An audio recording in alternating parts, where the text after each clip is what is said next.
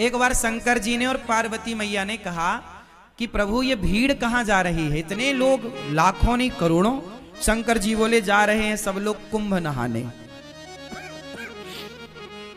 तो पार्वती मैया बोली अरे ये तो सब बड़े पुण्यात्मा हैं। शंकर जी बोले नहीं, ये जा जरूर रहे हैं, लेकिन ये देखने और दिखाने जा रहे हैं। चलो देख आवे कितना बड़ा मेला भरा है, और दिखाने के जी हम भी गए थे, तुम तो गए नहीं। तो ये देखने और दिखाने जा रहे हैं। पार्वती जी बोली नहीं, ये तो सब भक्त हैं और बड़ी श्रद्धा से जा रहे हैं। प्रभु इन सबको दर्शन दो, जितने भी कुंभ नहा रहे हैं सब पर कृपा करो, सब अच्छे लोग हैं। शंकर जी बोले चलो पार्वती जी आप कह रही हो तो हम चेक कर लेते हैं कि इनमें से कितने लोग कुंभ नहाने आए हैं, कितने लोग पवित्र विचारों से आए हैं, चेक करते हैं। तो जहां से सारे लोग आ रहे थे तो उसी रास्ते पर शंकर और पार्वती एक बुढ़ा बुढ़ी बन करके शंकर जी एक गड्ढे में गिर गए।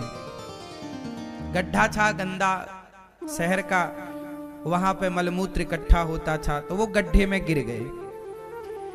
अब गड्ढे में गिरे हैं और गंदगी लगी है शरीर पर।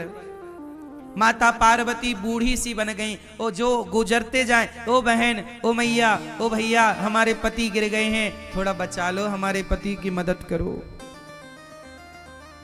हमारे पति की मदद करो। देखो उन्हें बड़ा कष्ट है, बड़ी भूख लगी है और वो ठंडे में सिकुड़ रहे हैं और वो कष्ट पा रहे हैं, गड्ढे में हमसे निकल नहीं रहे हैं, आप जरा मदद करो।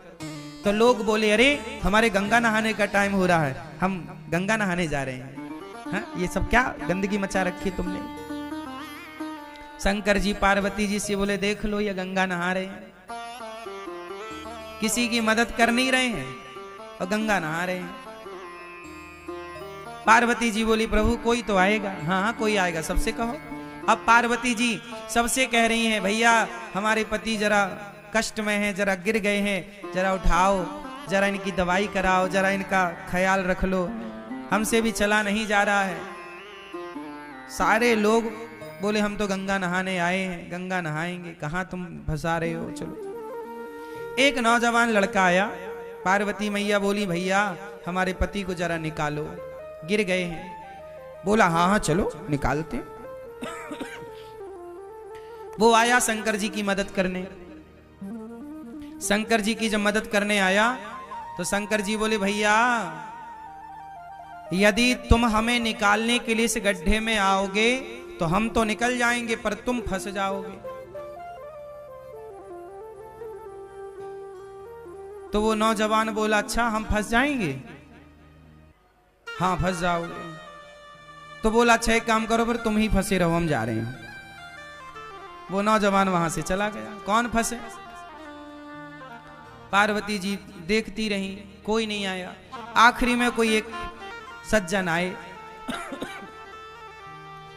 एक सदगृहस्थ आए, पति पत्नी। जब पति पत्नी आए तो उनसे कहा पार्वती मैया ने कि मेरे पति फंसे पड़े हैं दलदल में, जरा बचाओ। वो गृहस्थ पति बोला, पुरुष बोला कि जी अभी मैं बचाता हूं। शंकर जी बोले कि यदि तुम यहां हमें बचाने आओगे तुम फंस जाओगे। तब उस आदमी ने कहा कि महाराज मैं भले फंस जाऊं, मुझे भले कष्ट हो, पर आपको कष्ट ना हो। मैं फंसूं तो फंसूं, आप ना फंसे, मैं कष्ट उठाऊं तो उठाऊं, आप ना उठाएं। ये कहकर के वो आदमी उस गड्ढे में कूदा, शंकर जी को कंधे पर बिठाया, जोर लगाया, उठाया, बाहर किया। और जब बाहर किया तो शंकर जी ने भी उसे बाहर किया। और जब बाहर किया तो भगवान शिव ने पार्वती जी से कहा देखो इस पूरे कुंभ में केवल ये आदमी कुंभ नहाने आया है, ये परिवार कुंभ नहाने आया।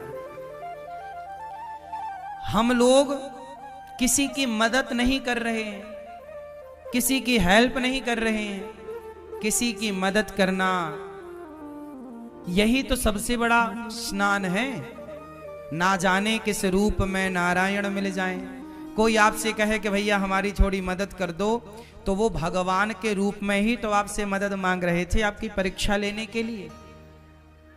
इसलिए ये बात केवल मैं कुंभ के लिए नहीं बोल रहा हूं, कहीं भी जाओ, घर पे भी रहो, गांव में भी रहो, गली में भी रहो, अपने शहर में भी रहो, तो सबकी मदद करो। शंकर जी बोले कि तुम फंस जाओगे इस गड्ढे में, बोले फंस जाऊं कोई बात नहीं।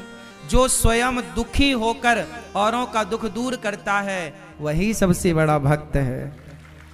शंकर जी ने कहा तुम थोड़ी दुखी होगे। शंकर जी ने उसे दर्शन दिया, और दर्शन क्या दिया, शंकर पार्वती उसे अपने साथ ले गए, चलो वहीं आनंद से रहना। तो ये है दर्शन। अब हम लोग क्या करते हैं, कहीं भोजन बट रहा है, प्रसाद बट रहा है, तो हम स्वयं आगे होकर के अपना लेते हैं और दूसरे की थाली में धक्का लगे तो लगे, उसका गिरे तो गिरे, हमें मिलना चाहिए।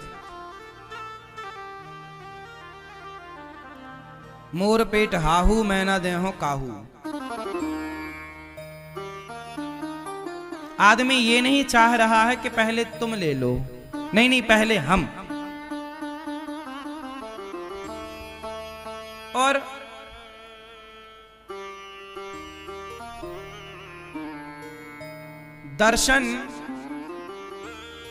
दर्शन का मतलब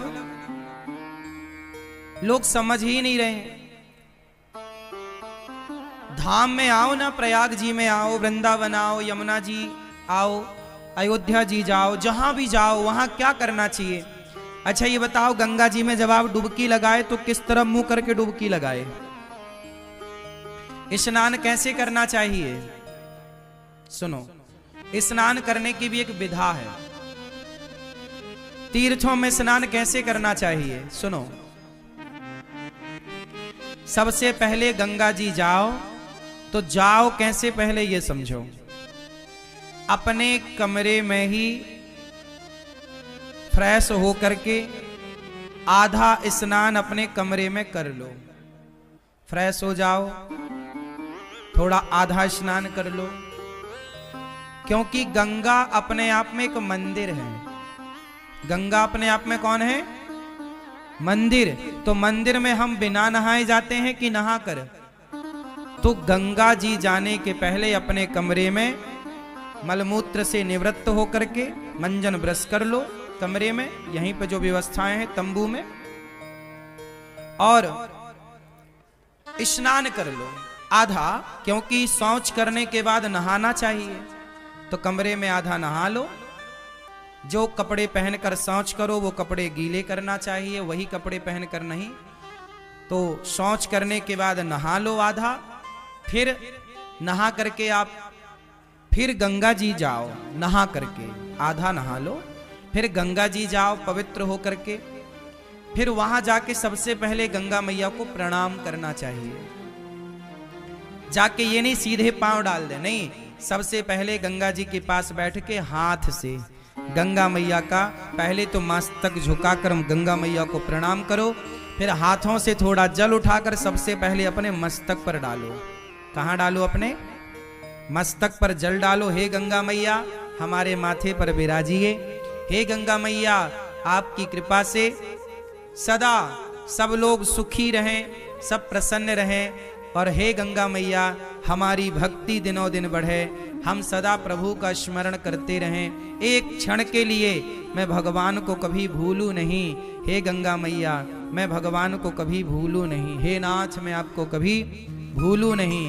हे गंगा मैया आखिरी सांस तक मैं आपका दर्शन करने आती रहूं, अपने पांव से चलकर अपनी आंखों से आपको देखती रहूं, और आपकी कृपा से आपका दर्श परस करते, भगवान का नाम सुनते सुनते, भगवान की कथा सुनते सुनते मेरे प्राण जाए मैया, यही वरदान दो।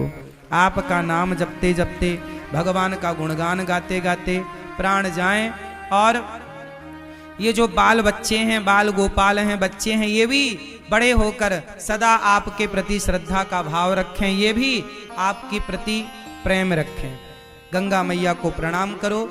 प्रणाम करके फिर जिस तरफ से गंगा जी की धार आ रही है, किस तरफ से? जिस तरफ से गंगा जी की धार, जिस तरफ से गंगा जी की धारा आ रही है उस तरफ मुंह करना चाहिए। जिस तरफ गंगा जी की धारा, जैसे धारा इस तरफ से आ रही है, बहकर इस तरफ जा रही है, तो जिस तरफ धारा आ रही है उस तरफ मुंह करके और फिर गंगा मैया को प्रणाम करते हुए स्नान करना चाहिए, डुबकी लगानी चाहिए। और डुबकी कैसे लगानी चाहिए? पहली डुबकी अपने माता के लिए कि ये डुबकी का पुण्य मेरी माँ को मिले जिसने मुझे धरती पर भेजा है। दूसरी डुबकी अपने पिता के लिए, तीसरी डुबकी अपने पूर्वजों के लिए, चौथी डुबकी अपने बच्चों के लिए कि बच्चे इसका पुण्य पाएं, और पांचवी डुबकी अपने लिए। और ये दास अनिरुद्ध तो जब गंगा जी नहाने जाते हैं ना, तो हम केवल माता पिता और पूर्वजों की नहीं, कथा सुनने जितने भक्त आते हैं, जितने शिष्य हैं, जितने भक्त सुनते हैं कथा, हम सबके नाम की डुबकी लगा लेते हैं। प्रभु ये हमारे सभी भक्तों को इस पुण्य का लाभ मिले, और गंगा मैया जो नहीं आ पाए उन भक्तों की भी एक डुबकी ये दास अनिरुद्ध लगा लेता है कि जो भक्त गौरी गोपाल से जुड़े, जो रामानुज परिवार से जुड़े हैं, जो श्री संप्रदाय से जुड़े हैं, जो जाने अनजाने में टीवी पर भी भागवत सुन लेते हैं, यूट्यूब पर भी भागवत सुनते हैं, जो गौरी गोपाल भगवान के प्रति थोड़ी सी भी आस्था रखते हैं, उन सबके लिए ये दास अनिरुद्ध डुबकी लगाता है। और जो लोग दास अनिरुद्ध को गाली देते हैं, उल्टा सीधा कहते हैं, उनके नाम की भी एक डुबकी लगा लेते हैं कि उनको भी भगवान सद्बुद्धि दें, गंगा मैया उनका भी पुण्य बढ़ाएं, उनकी भी शक्ति बढ़ाएं, ताकि वो सदा गाली देते रहें।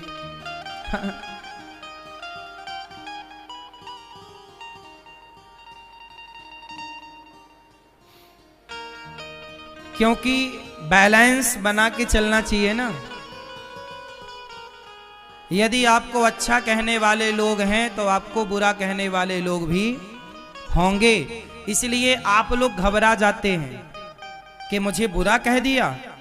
लेकिन ये दास अनिरुद्ध उन बुरा कहने वाले लोगों के नाम की भी गंगा जी में एक डुबकी मार लेता है कि भैया उनका भी भला हो। वो बुरा सोचें, हम बुरा क्यों सोचें? यदि आपने बुरा सोचा हमारे लिए और हमने भी आपके लिए बुरा सोचा, तो फिर आप में और हम में अंतर क्या रह जाएगा? आप कितना भी बुरा सोचिए हमारे लिए, पर हम कदापि कभी बुरा नहीं सोचेंगे किसी के लिए।